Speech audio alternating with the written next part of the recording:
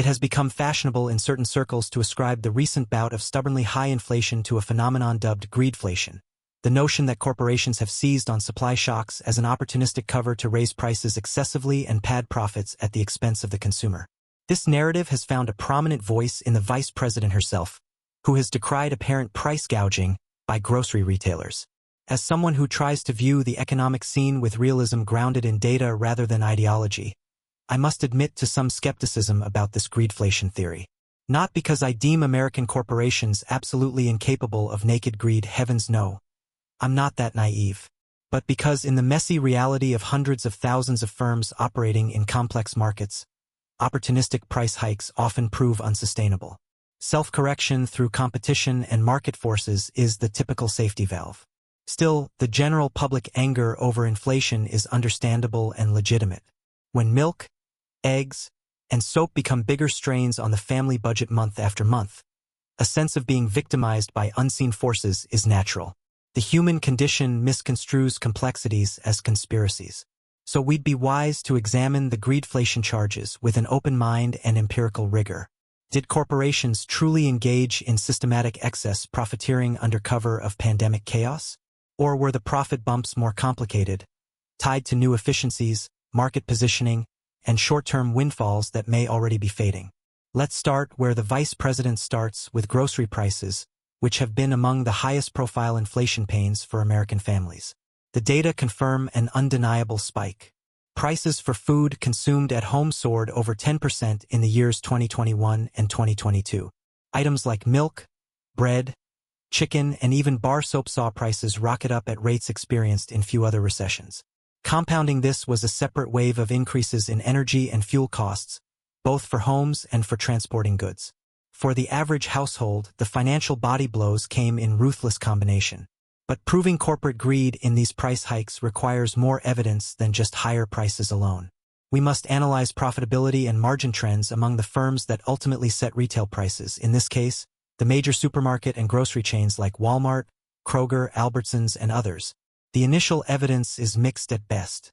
Revenue growth at these chains did outpace food inflation through the pandemic, which could suggest they passed along high prices quite aggressively. But a lot feeds into those top-line numbers, from changing consumer habits and pantry loading, to market share shifts among competitors. More telling are the profit metrics further down the income statement. Examining operating profit margins, we do see some potentially concerning signs.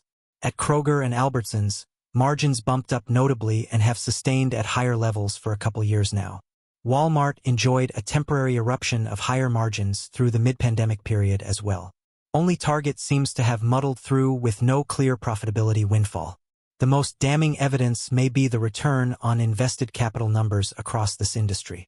Walmart, Kroger, and Albertsons have all seen striking increases in profitability relative to capital invested, suggesting these companies were not merely passing through higher costs as conventional theory would predict, but truly boosting profit dollars on existing operational scales.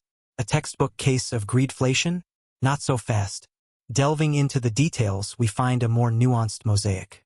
For Walmart, the apparent profit surge owed plenty to pandemic windfalls largely outside the grocery aisles, from surging e-commerce demand to booming store traffic driven by customer stockpiling and stimulus checks. Those bumps proved temporary and have already faded. The giant's profitability now remains only modestly higher than pre-COVID levels. An overhang perhaps, but hardly greed run amok. The Kroger and Albertsons situations appear more complicated and concerning from an inflationary viewpoint. Their stubborn margin and return expansions seemingly do point to aggressive pricing strategies leveraging unique positioning in certain regional markets. Kroger boasts a particularly powerful presence in numerous mid-American grocery markets, where its plausible local dominance afforded greater pricing power. Similar dynamics could hold for Albertsons in areas like the Southwest. Then again, we must be careful not to overgeneralize from a few data snapshots spanning the most tumultuous market years in memory. The pandemic created all manner of operational distortions and periodic windfalls that could be driving these elevated profitability numbers, from volatile costs and product mixes, to periodic stockpiling windfalls, to aggressive acquisition and restructuring strategies that often boost short-term metrics like return on capital before normalizing. Even if we grant the possibility of some opportunistic pandemic pricing, The permanence of these elevated profit levels remains very much in question as the dust of the past few years settles. Already, Walmart's margins have reverted and other consumer sectors have seen profitability deflate in recent quarters as comparisons grow tougher and the heady pandemic era fades. It would be rash to declare greedflation entrenched based on a few data squiggles during history's largest supply chain disruption. That said, this whole episode has offered a bracing lesson in the fragilities underlying our modern supply chains, production networks, and pricing dynamics. The ancient human frailty of treating transitory profiteering opportunities as sustainable revenue streams. The lack of true competition keeping pricing power in check across crucial industries and markets. The cascading inflationary pressures ushered in by any breakdown in these interdependent systems. While harsh judgments of greed may be premature, probing questions must be asked about resilience, competition policy, and the prudential regulation of key supply arteries. For the cohesion of society depends on market dynamics that avoid both prolonged gouging and prolonged fragility. We cannot tolerate a permanent greedflation era, nor a permanent environment of lurching from crisis to crisis. On the evidence to date, the profiteering fears seem overstated, or at least impermanent. But the underlying truths they exposed about systemic vulnerability and concentration of market power must be metabolized. For the greedflation narrative has tapped into the deeper human ailment, an abiding conflict between our driving motive of wealth accumulation and our driving need for rootedness in a moral, stable order. Human beings admire profit and productivity, yet also crave an elusive quality of fairness and social equilibrium. We celebrate the spoils of innovation and market forces, yet recoil at the social ruptures they can yield. Pandemics and globalization have only intensified these long-standing human crosscurrents, blurring the lines between opportunity and exploitation, between efficiency and instability, between value creation and value extraction. As a society constantly becoming more interlaced yet atomized, more connected yet more riven by inequality and insecurity, incidents like this pandemic profit binge will recur with increasing frequency and fury. Until we metabolize that the untrammeled profit motive cannot be the only governing ethic, even in realms of material provision, that social cohesion requires certain primal restraints, limits, and counter-equilibrating forces. These tensions are as ancient as the first band of humans arguing over the division of a freshly slain mastodon. Yet their complexities have only deepened in our hyperdynamic, globally integrated, manically profit-minded modern era. We shall not find easy permanent settlement, only the ongoing struggle to balance. At various junctures, wise guardians must emerge to reimpose rootedness and fairness as co-equal ideals, lest financial rapacity and technocratic disruption rend the social fabric beyond repair. Other eras will call for dismantling the sclerotic growth restraints of an equitable stasis, unleashing the generative energies to renew and ascend. This is the eternal cycle to which our very humanity condemns us, a cycle endlessly oscillating between the unleashing of ravenous profit-seeking energies and their calming restraint when destabilizing human lines are crossed. A calming restraint which itself is inevitably sloughed off over time as stagnant, until the cycle renews. Perhaps in the final analysis, the greedflation accusation will be judged ahistorical hyperbole, a cyclical overcorrection from an understandable human revulsion at pricing tumult and wealth-seeking run amok. An impulse that itself will inexorably breed its own countervailing restraints as equilibrium is reimposed. For both profit-seeking and social stability are core to the human drama, rendering any permanent conquest of either impulse a philosophical folly. So while the greedflation narrative may prove overheated when final assessments are rendered, it arises from an authentic human craving that cannot be lightly dismissed, the abiding need to feel that market dynamism coheres with some larger spirit of equity, that the systemic disruptions ushered in by pecuniary progress remains broadly anchored to human rootedness. This pandemic profiteering episode has certainly inflamed those ancient insecurities of a society being driven by soulless market forces unrestrained by any psychological guardrails, of an anomic price system detached from sentiments of fairness and communal trust. For many, the sight of corporations seizing on inflationary chaos purely to enrich themselves at household expense opened a window into the nightmare of social order utterly subsumed by rapacious individualism. Whether that nightmare ultimately came to full fruition is still unresolved, but its ghostly visitation alone has inflicted psychic wounds demanding address. Even if the final profiteering statistics prove muted compared to initial fears, society's governing class would be derelict not to heed the despair screamed through greedflation's populist gospel. For it has exposed the thinness of societal guardrails against market enemy, a reminder that the uneasy balance between profit and rootedness remains fragile, never permanently settled. We have been reminded, at painful household cost, that the harmonies we so blithely presume between capitalistic energy and ethical stability can suddenly disintegrate when cracks emerge in systemic resilience, true competition, or market integrity. That the corporate thirst for marginal dollar can careen into indifference to social equilibrium when black swans destabilize the precarious disciplinary regimes on which we gamble that balance.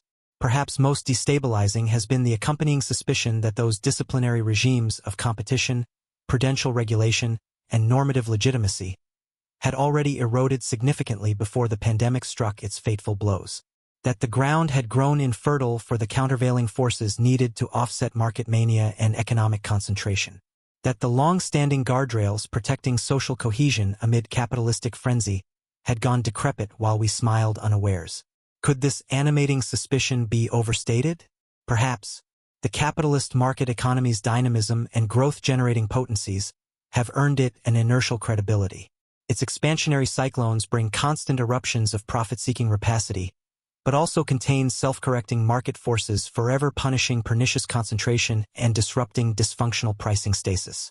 Recent decades have indeed witnessed formidable new tech-driven competitive forces defying establishment complacencies, from Amazon's global disruptive tendrils reaching shopping aisles everywhere, to big data insurgencies commodifying swaths of professional services with matchmaking algorithms, to the crypto-fueled decentralization arcing electricity into archaic financial fortresses. And historically, regulators and competition prescriptions have cyclically regained potency whenever disequilibria grow cancerous. The very explosion of greedflation indignation presages society's self-corrective energizing of legislatures, agencies, and public shaming forcing corporate America back into the guardrails of acceptable profiteering boundaries, however temporarily redefined. Yet this familiar cycle offers cold comfort to those weathering the economic body blows of recent years, the very real disorientations emanating from greedflation's destabilizing tremors.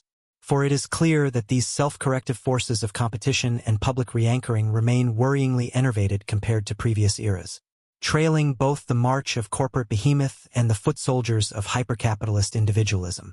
Where are the competitive upstarts in sectors witnessing price gouging? The airline industry, for instance. Where are the populist regulatory backlashes disrupting Silicon Valley's data-hoarding rentiers? Even the crypto rebellion has morphed into an establishment-entrenching farce as money's digitization birthed new oligarchs rather than democratization. More insidiously, the profiteering tumults have coincided with a broader cultural landslide of sociological disembedding, community erosion, and cynicism toward guiding norms, rendering the crucial psychological guardrails of professional vocations, of market legitimacy, of ethical restraints on mere greed dangerously decayed compared to even recent memory. So while both optimists and pessimists may still validly forecast this episode catalyzing a renaissance of regulatory reform and new competitive forces, this a self-reprising capitalist cycle after all such rosy market idols cannot dismiss the daunting human obstacles standing in their way. For the economic gulches glimpsed on society's horizons are symptomatic of a broader psychological unraveling, an interregnum in which the very social fibers anchoring market energies to higher meanings have gone frayed and adrift. The profiteering convulsions have proved so unsettling not just because of their pinched household budgets, but because they manifest gathering disarray in that delicate human alchemy transmuting market incentives into overarching trust, moral guardrails delimiting mere greed from legitimate self-interest. With those alchemical rituals of social integration in disrepair, the greedflation episode has indeed carried society to the brink of market anomie, of capitalism denuded of its ethical foundations. And should the ensuing societal backlash prove impotent in repairing those foundations, the path only turns darker from here. For a market order operating in a vacuum of legitimacy cannot long escape demons, from revolutionary malcontents to reactionary revanchists to ever-multiplying cynical predators sensing undefended opportunity. The greedflation spasm may merely presage future tremors rupturing otherwise creative capitalist churn into vicious centrifugal tailspins. Already, the broader civic atmosphere thickens with harbingers of sociological dissolution more cosmic than any pricing volatility. From evaporating community bonds and the decline of mediating institutions to the rising resonance of us versus them narratives across widening fissures of faith, ethnicity, geography, and class. In this strained milieu, not only have the customary regulatory authorities and competitive checks on price hyperextension faltered, but even the private countervailing forces have atrophied. The vocations and associations that once anchored market activity in overarching purpose, from professional guilds to church and civic groups to Main Street networkers, have been grindingly deinstitutionalized in the rootless digital age. As sociological condensation points dissolve, so too do common reference points of legitimacy and ethical restraint. The corporate boardrooms whipsawing between short-sighted profiteering and gesturing lip service to conscious capitalism are but recursive fractals of this deeper human dynamic, the starved normative hungers for higher meaning, belongingness, and transcendence that capitalism must answer to retain sociological homeostasis. Yet into this parched anomic terrain, the greedflation narrative has gushed like an oasis of moral catharsis, of muscular cultural solidarity rallying around its cris de guerre, its pugilistic accusation of humanity's inner angels being suffocated by callous market avarice. The collective psyche, starved for rooting norms and defiant meaning, latches to this greedflation trope as if dowsing for water in a moral drought. For underneath the pricing data and incantations of gouging, this greedflation jeremiatic offers more cosmic satisfaction. A heroic storyline of besieged families and communities standing athwart the atomizing, norm-eroding gales of capitalist disruption. A final frontier of authenticity against soulless individualism. Of human decency asserting its last claims in the name of fairness, stability, togetherness, before the last vestiges of virtue succumb to the techno-economic hurricane flattening our ancient gardens. In this frenzied light, the greedflation denunciations speak to existential hungers beyond mere household budgets, for the restoration of cohering traditions, for reconnecting individual and corporation alike to the shared moral marrows of society, for imposing anew the ethical lodestars whereby citizens commune not just as economic atoms colliding, but humans jointly imbuing existence with transcendent purpose and meaning. So while the greedflation imbroglio may well feature its share of cynical posturing and coarse politics, its populist eruptions ultimately grasp at something more metaphysically primal and admirable: human society's inextinguishable craving for moral gravity and normative cohesion. For the psychic mooring ropes reconnecting economic riptide to human dignity and communal solidarity.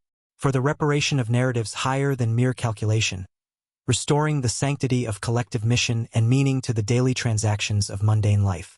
Whether or not specific claims of corporate rapacity prove exaggerated, the very indictment testifies poignantly to the human spirit's refusal to fully accept economic anomie or financial determinism as our cosmic terminus, to surrender life's ultimate to purposefulness to unleashed techno-commercial upheaval.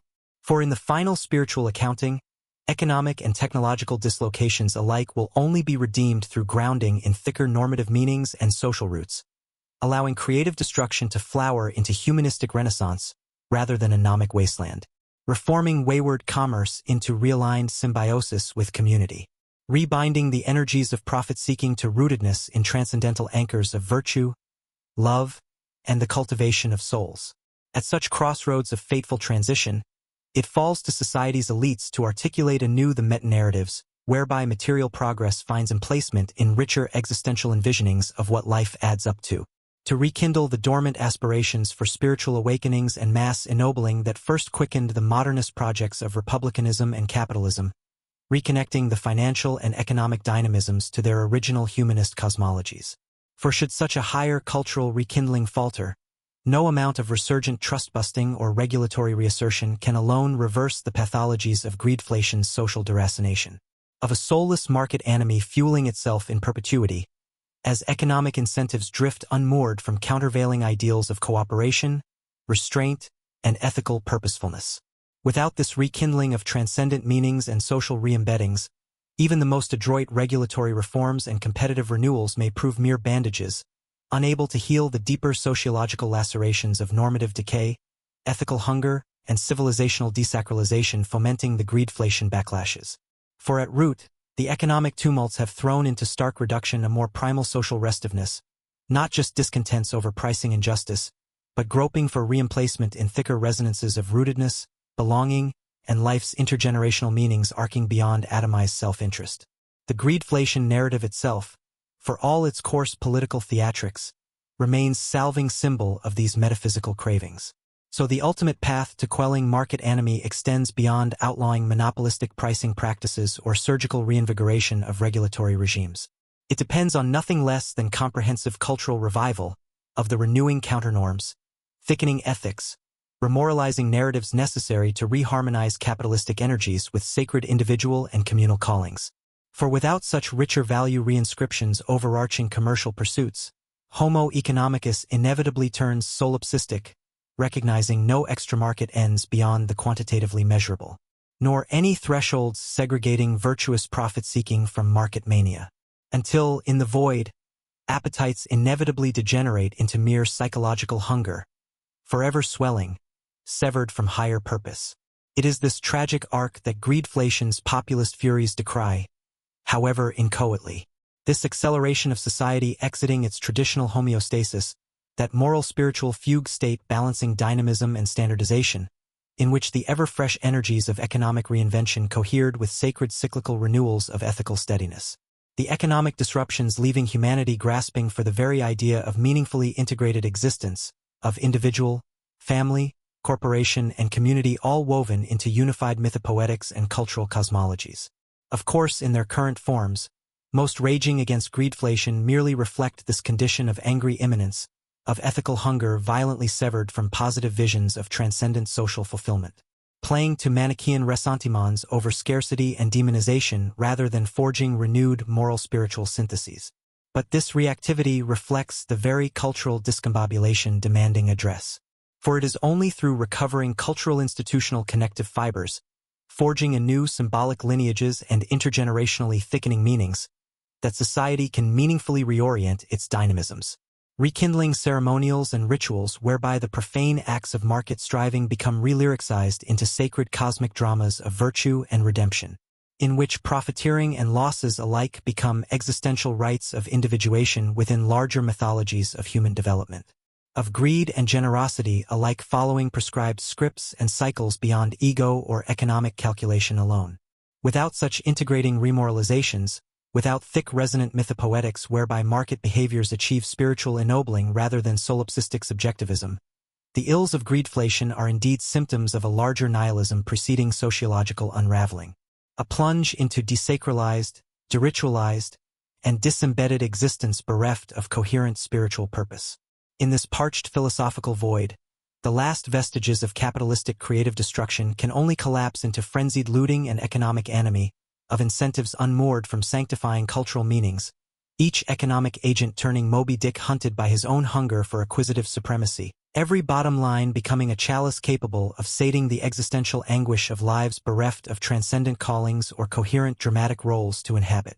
It is this deeper desolation that the greedflation backlashes inarticulately rage against, standing stubbornly athwart the reduction of human beings into instruments secular, hedonistic, eternally insatiable consumption machines, decoupled from nature's spiritual ontologies, life's tragic and redemptive arcs, cultural perpetuity itself. And yet, paradoxically, it is the very pathologies of economic anomie which in their unsustainability bespeak humanity's refusal to surrender to such a desacralized immanence.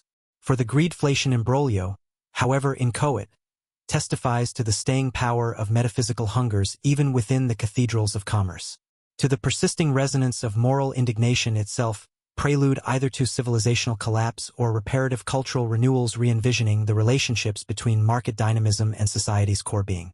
Whether the present crisis redeems as tragic cataclysm or transformative catharsis remains to be seen.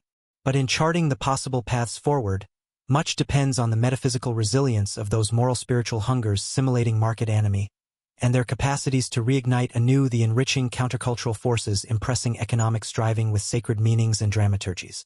For even as greedflation's populist backlashes have revealed widespread anomie and betrayed ethical fraying, they have also glimpsed the eternal human cravings for redemptive renaissance. That civilizational stubbornness resisting reduction to pure homo economicus, insisting on richer emplacement of market activity within humanizing mythologies, cyclical reenactments, and quests for transcendent individuation.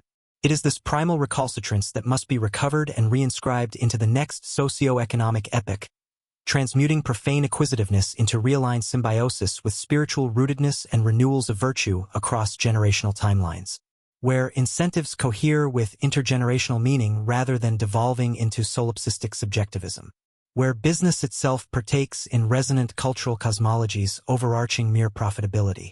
How precisely such a resacralizing cultural revival takes shape remains an open dramaturgy. But history's cyclic insights suggest the recovery's first sprouting seeds in decentralizing, recongregating, and renarrativizing social microcultures. In the efflorescence of integrative microcosms like intentional communities, aesthetic revivalisms, voluntary self-disciplining through ascetic practices, all sparking localized rekindlings of spiritual striving and mythopoesis. From these humming countercultural nodes, gradually coalescing moral ethical gravity wells form, attracting and cross-pollinating with similarly alienated psychic nomads from the reigning desacralizations, intellectuals, entrepreneurs, moral archaeologists, all conspiring to birth enriched mythopoetic traditions answering the age's spiritual hungers. Whether emerging from esoteric enclaves of world-interpretive reframings or popular awakenings following existential shocks, the renewed mythopoetics gradually sediment into ritual, behavioral prescriptions, ascetic practices, remoralizing and renarrativizing the economic spheres through integrating symbolic logics. New mythologies rendering profit-seeking, resource flows, and market conduct as cosmic dramas of sanctifying self-transcendence. Capitalism's dynamisms thus find rechanneled into uplifting, redemptive cultural scripts, its incentives leavened by sacred meanings, behaviors governed by mythopoetic narratives remaking creative destruction into ceremonial cosmologies of heroic self-discovery and ethical refinement. With individuals and firms alike reenacting cycles of spiritual individuation through their market roles and transactions.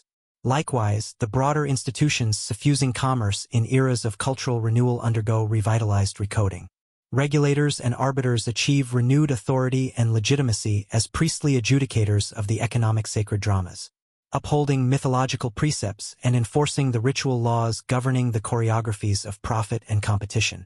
Moral ethical logics radiate outward, scripting the norms for all ensouling their labor and transactions with existential gravity. Within these thickening cultural membranes, economic churn becomes reinscribed in archetypal meanings larger than itself. Profit-making and risk-taking arise from spiritual urgencies, garnering social honor through tests of individuated valor, quests for higher realizations of humanity's terrestrial and metaphysical potencies. While losses and failures signify more than mere negatives, but necessary checkpoints in the initiatory sequences enacting lives of eternal return. The economic tumults cease to manifest as mere greed and scarcity, but cathartic ordeals venerating society's core ethical mythopoetics.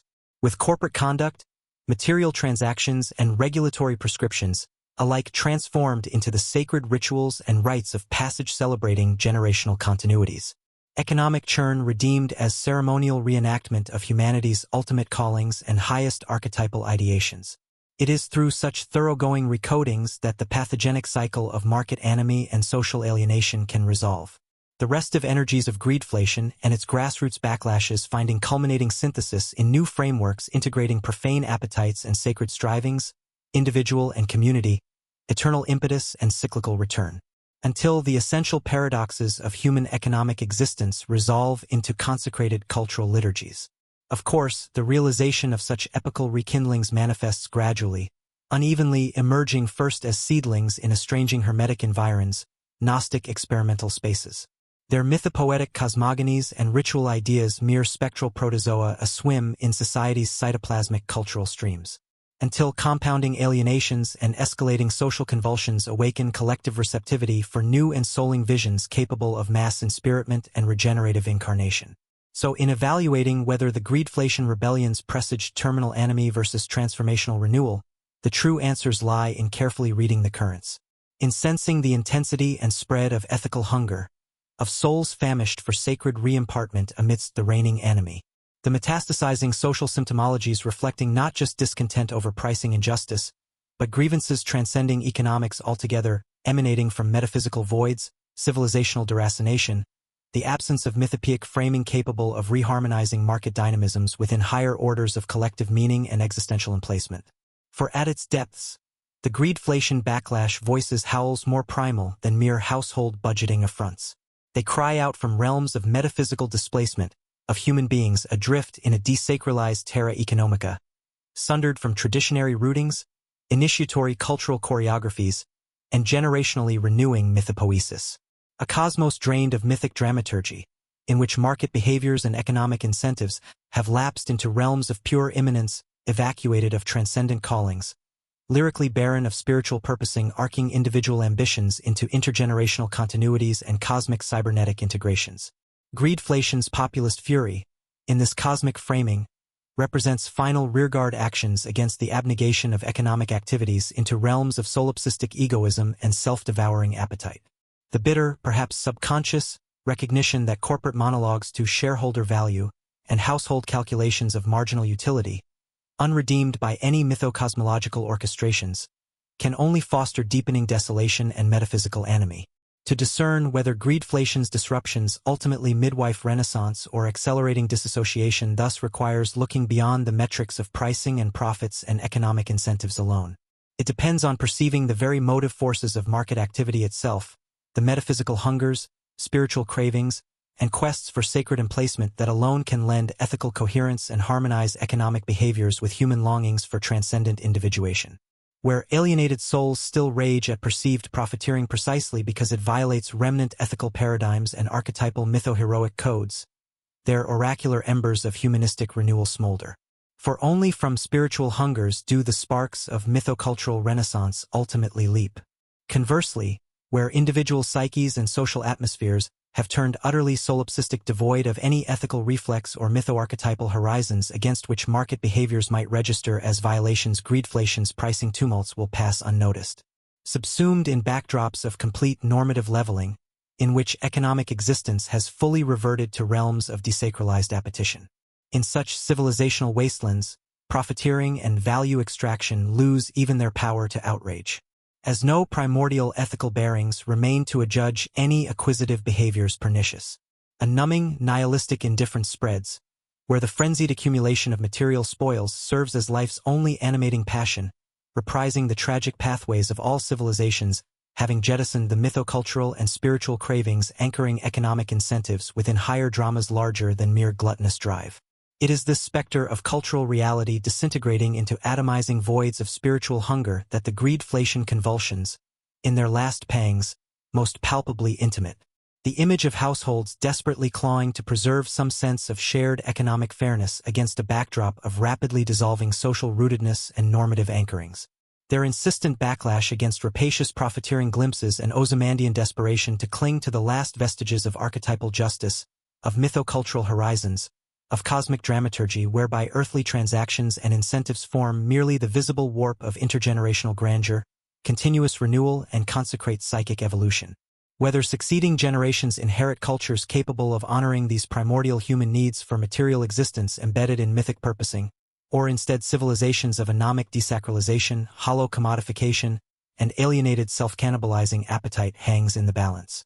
For in the final metaphysical measure, the passions of greedflation burn as omens foretelling either an ultimate dark age of normative deracination and social mystery culled, or, conversely, the raging furnace blasts of Renaissance incubations aborning, harbingers of an approaching reculturing, in which new mythoethical architectures will emerge to recode the profane circuits of supply and demand as ritualizing conduits of sacred circulation, re-establishing the mythocosmological harmonies transducing market incentives into scripts of individuation, collective destiny, and normative flourishing, orchestrating anew the liturgies whereby profit-seeking finds noble emplacement in cyclical renewals of virtue and communal meaning, crafting societal chalices capably of transubstantiating material appetition into mystic zeal, economic hunger metamorphosing into spiritual longings, humanistic awakenings, and intergenerational perpetuities of mutual edification.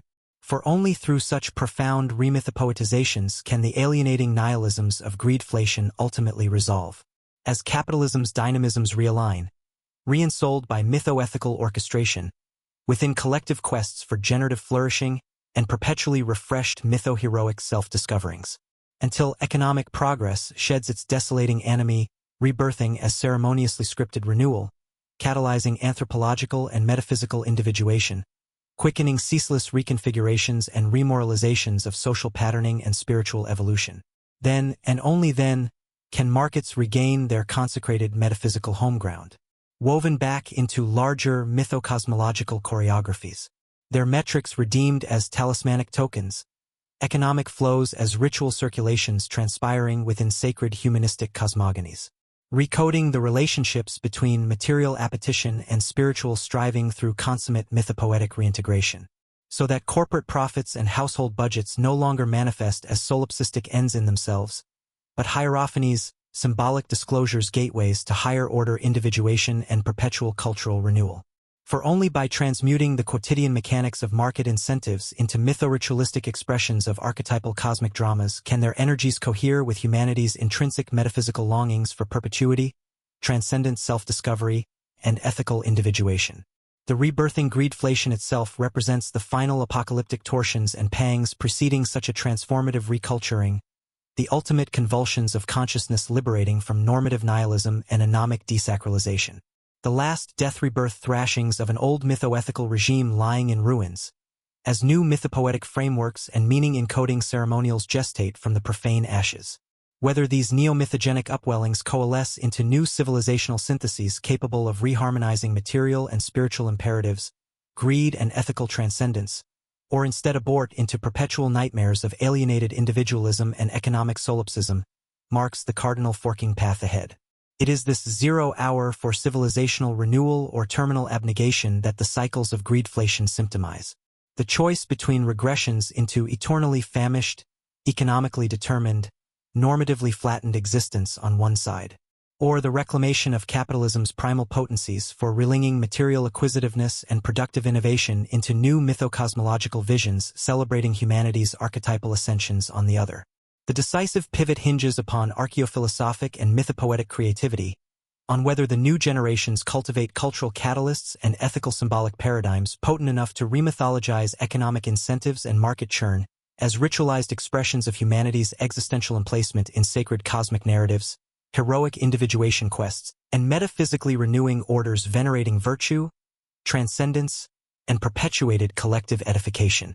Should the inspired mytho-philosophical renaissances falter with greedflation's gnawing emptiness and normative vacuum growing, terminal market incentives and profane appetites will inevitably calcify as ends in themselves. A post-civilizational trough of maximum sociocultural disintegration ensues, spiraling into perpetual metaphysical anomie and implosive self-consumption.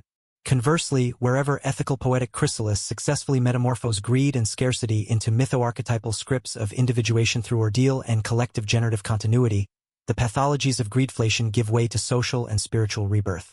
Economic existence transfigures from solipsistic self-gratification to initiatory stations of spiritual catalyzation, driving sociocultural unfoldings of further philosophical complexity, normative enrichment, and metaphysical discovery.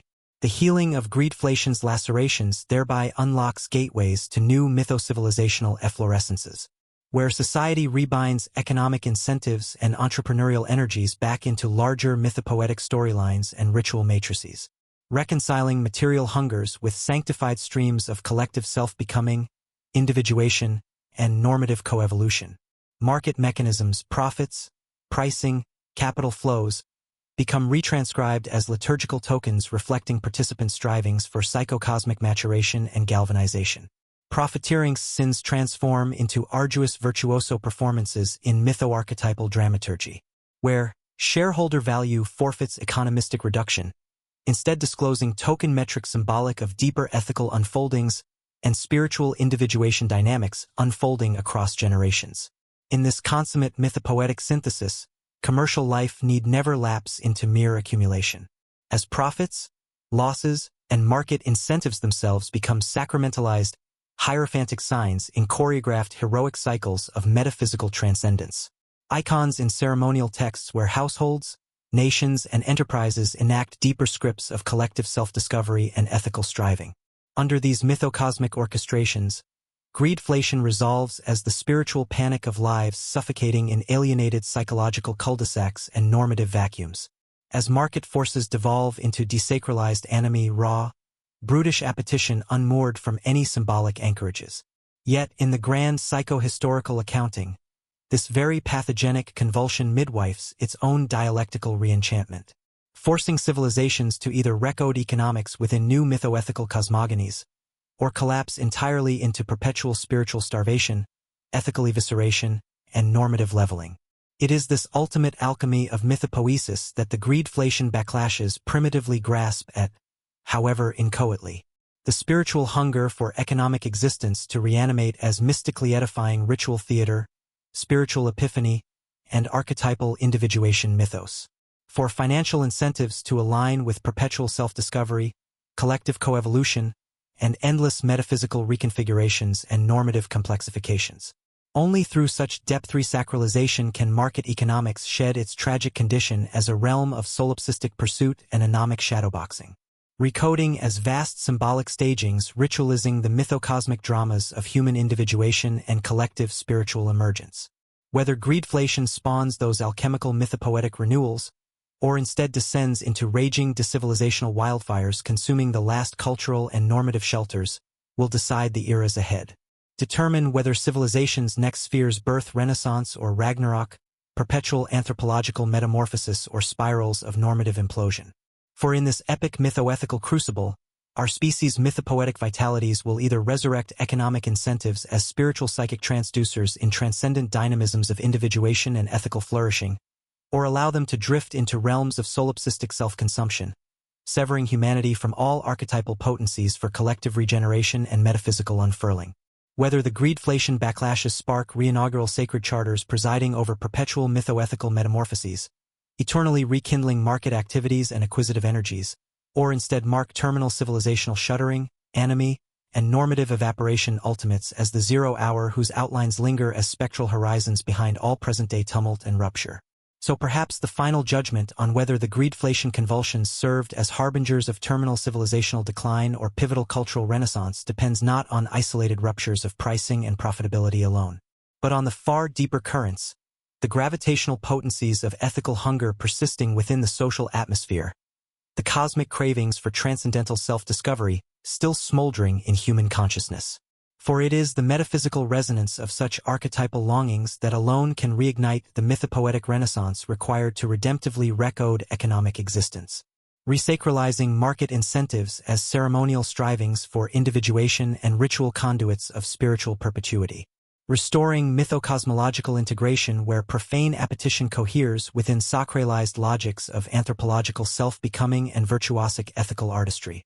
Without those seminal psychic embers still flickering, without residual yearnings for sacred embeddedness, for soaring beyond homogenized utilitarianism into planes of spiritual heroism, then the empty carcass of market anomie will indeed prove the closing curtain.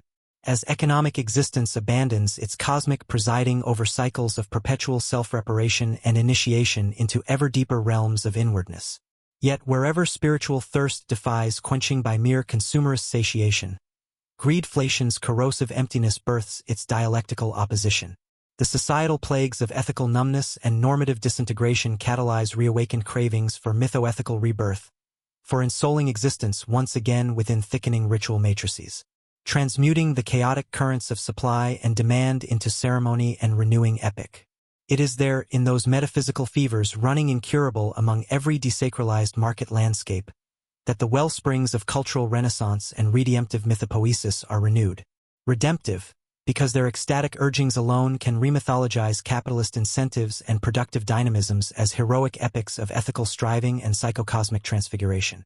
Through this alchemical mythoethical rekindling, greed reorients from zero-sum competition toward mythic individuation cycles.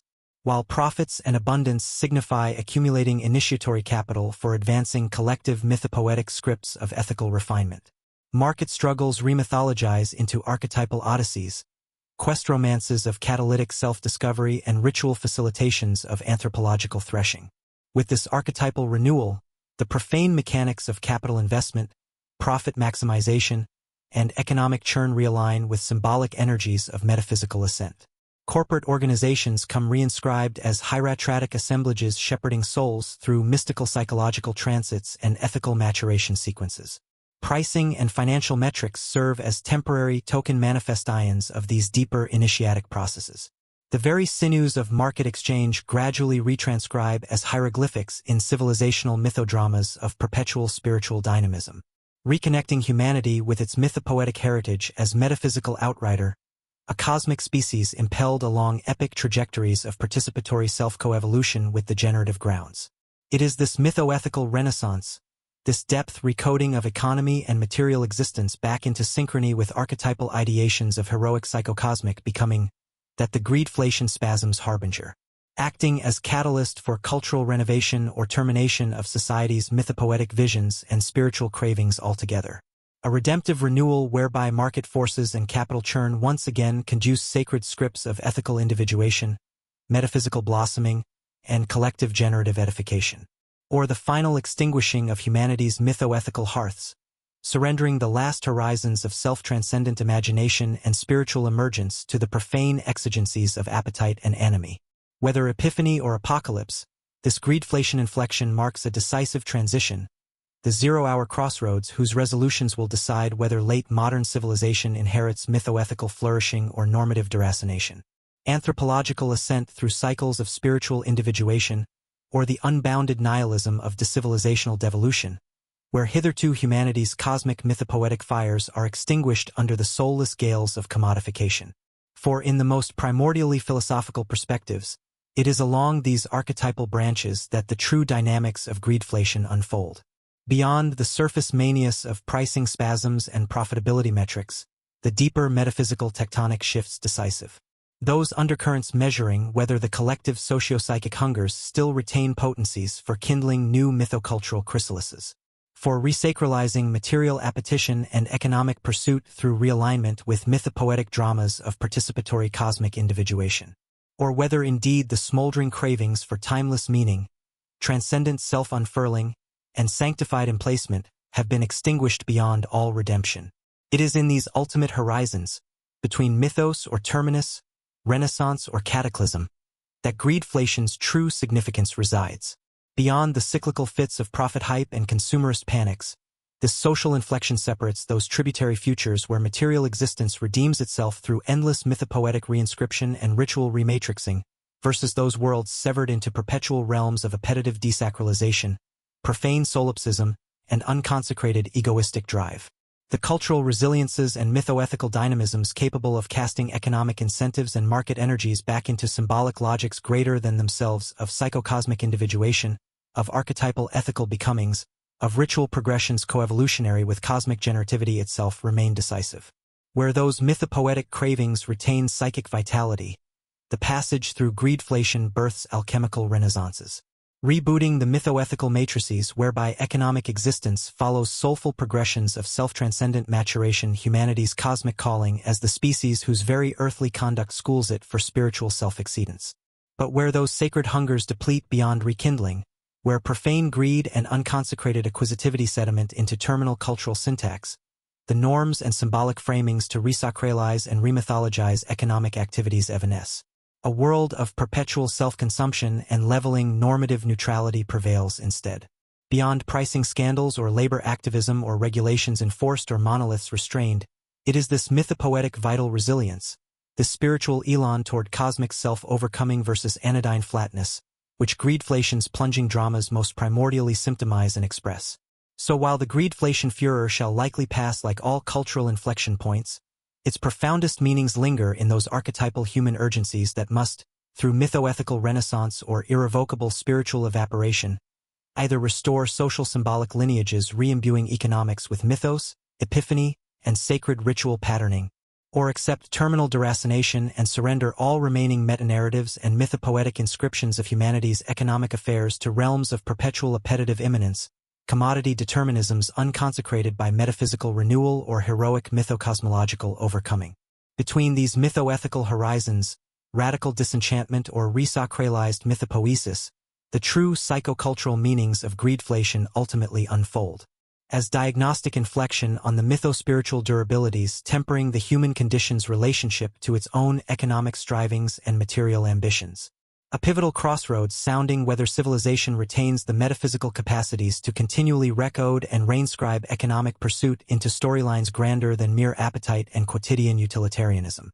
For without this mythopoetic resilience, this ability to regeneratively ensoul the profane mechanics of supply and demand within overarching dramaturges of sacred self-overcoming, What is an economy, or a financial system, but a void universe of perpetually unsated hungers? An evacuated plane of metrics and compensations ultimately devoid of transcendent meaning or heroic emplacement. A realm of immanent pragmatism and procedural formalism untethered from any symbolic gravitas or cosmic choreographies. It is this spiritual abyss of normative and metaphysical deracination that the greedflation discourse, however crudely, has brought to stark archetypal expression. The nightmare vista of a humanity untethered from all mythic harness. Adrift in anomic commodity flows bereft of higher orchestration or mythoethical horizons. An existence of purely appetitive immanence where souls wander aimlessly, strangers to all narratives of individuation or channels for metaphysical unfurling. Through this primordial lens, greedflation's backlash testifies less to tawdry resentments over scarcity or unfair pricing, but more fundamentally evinces civilization's residual spiritual starvation, its outcry against the flatlining of human economic affairs into a homogenized utilitarian plane, void of ethical drama or mythopoetic dynamism. A muffled, inchoate grasping for narrative meaningfulness to dignify the terrestrial cycles of production and consumption with higher cosmic logics and metaphysical renewals. Lest these spheres fossilize into mere landscapes of soulless circulation, devoid of mythological purpose or ritual eschatology. For in the deeper philosophical accounting, the stinging indictments of short-term profiteering and cynical pricing tactics tap far more primal human apprehensions than mere labor injustices or budgetary pressures. They seethe with dread over the prospect of material existence entirely untethering from spiritual transcendence, of earthly incentives adrift minus any initiation into heroic mythoethical dramas or individuative cycles of psychocosmic verticality.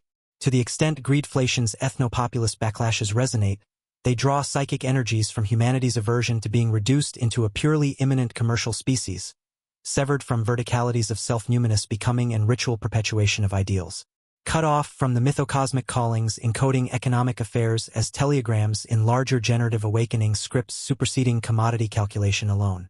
Hence the fury greeting perceived instances of greed, catalyzing inflation proves cathartic displacement, howls of metaphysical deprivation erupting from civilizational frontiers existentially parched of mythopoetic sustenance and ethical heroics.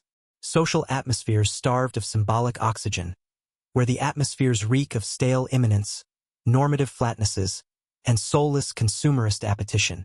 For what defines commercial greed's sinful contours more primordially than its evacuating commodification of human souls, its subordinating existential meanings and communal eschatologies to zero-sum compensatory accumulation? It's denaturing all economic activity into hedonic maximization devoid of heroic mythologics, symbolic perpetuities, or ritual logics integrating material appetition into anthropological mythopoesis.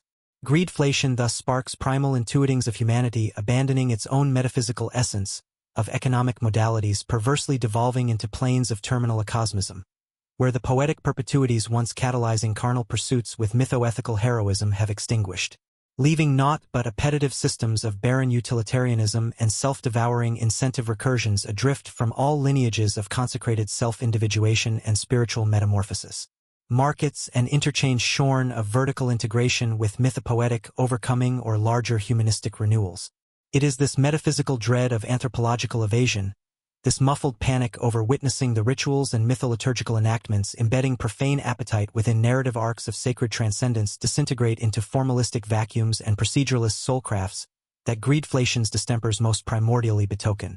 An intimation that the mythoethical chrysalis's apatheizing material pursuit into heroic mythopoesis risk flatlining altogether, along with the communal mythopoetic matrices institutionalizing the symbolic protocols and archetypal scripts ensouling the economic realm as theater of individual, familial, and civilizational self-overcoming.